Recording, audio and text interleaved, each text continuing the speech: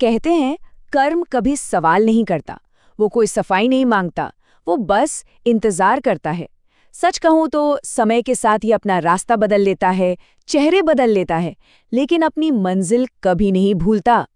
जो आग कभी किसी और को जलाने के लिए लगाई जाती है ना, वही आग एक दिन अपना हक मांगने जरूर लौटती है। इस खौफनाक और रहस्यमय विश्लेषण में स्वागत है।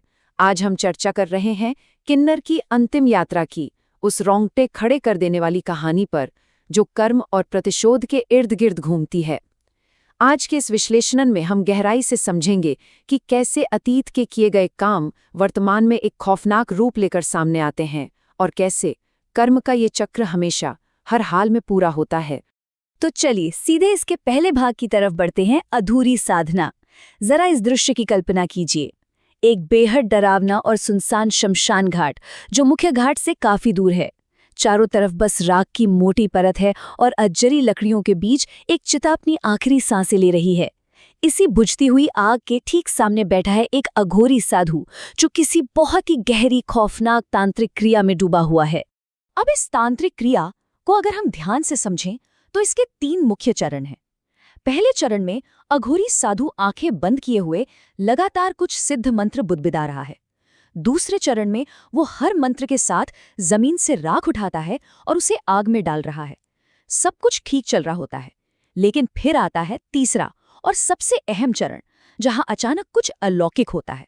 साधु के पूरे समर्पण के बावजूद वो आग अजीब तरीके से फड़फड़ाने लगती है और बिना किसी कारण के रहस्यमयी ढंग से बुझ जाती है।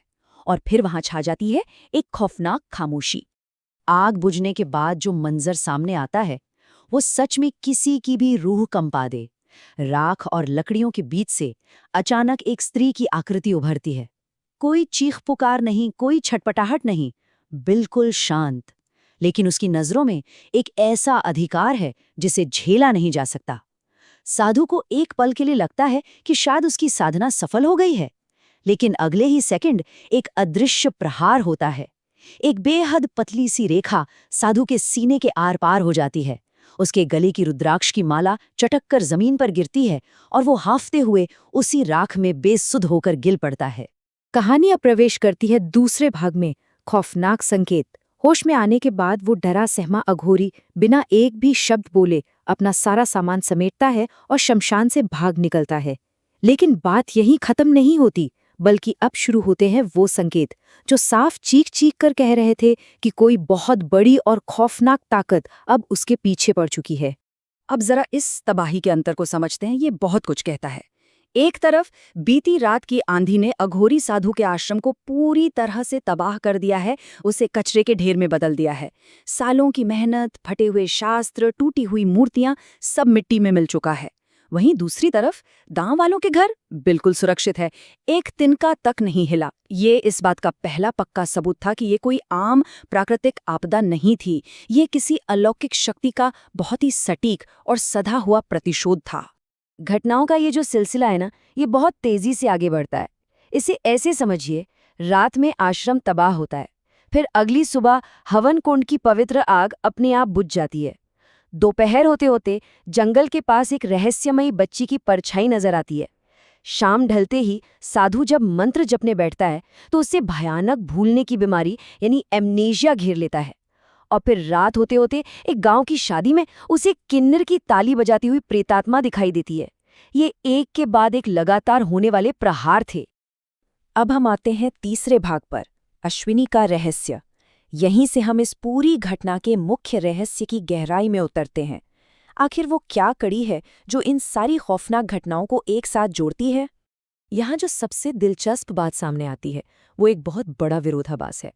शमशान घाट की उस लकड़ी के बोर्ड पर साफ साफ लिखा था कि जिस किन्नर का वहां दाह संस्कार हुआ था उसका नाम अपराजिता था। ठीक है, लेकिन जब वो साधु जंगल में उस रहस्यमयी बच्ची का पीछा कर रहा था, तब उसके कानों में जो नाम फुसफुसाया गया था वो नाम अपराजिता नहीं बल्कि अश्विनी था। तो सबसे बड़ा सवाल ये उठता है कि अगर चिता अपराजिता की थी तो ये अश्विनी कौन है और उसका इस साधु से आखिर क्या लेना देना है? यही वो पल है जहां डर पूरी तरह से अघोरी साधु के दिमाग पर हावी होने लगता है। सोचिए, जिन पवित्र मंत्रों का उसने सालों अभ्यास किया, उनका अचानक दिमाग से गायब हो जाना, घर से पानी के घड़े का रहस्यमयी तरीके से गायब होना, और फिर सबसे डरावना पल, जब वो अपने ही शिष्य के पारिवारिक समारोह में खड़ा है और भीड़ के ठीक बीचों बीच एक किन्नर की आत्मा को धीरे धीरे ताली बजाते हुए देखता है। यकीन मानिए, ये कोई आम साया नहीं था, ये एक खुली चेतावनी थी जो अब उसके बिल्कुल करीब आ चुकी थी।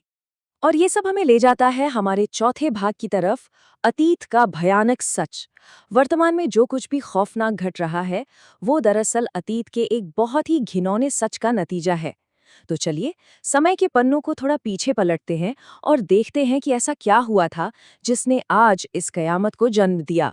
अगर हम अश्विनी की बात करें तो उनका व्यक्तित्व समाज को जोड़ने वाला था। किन्नर समुदाय ने अश्विनी को बेहद प्यार और सही मार्गदर्शन के साथ पाला था। वो कोई साधारण इंसान नहीं थी।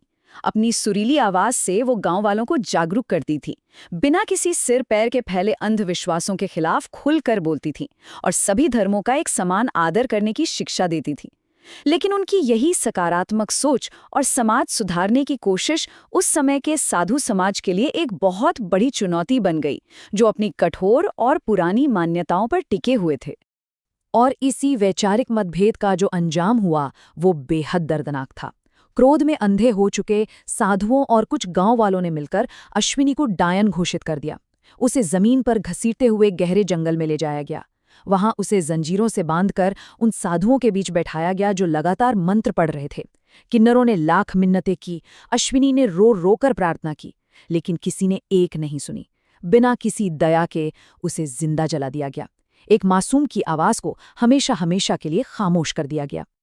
तुम लोगों ने मेरी बच्ची की हत्या की है। ये किन्नर का श्राप इस गांव को निगल जाएगा, सब कुछ खत्म कर देगा। ये वो विनाशकारी श्राप था जो उस वक्त एक शोकाकुल किन्नर ने रोते हुए और तालियां पीटते हुए दिया था।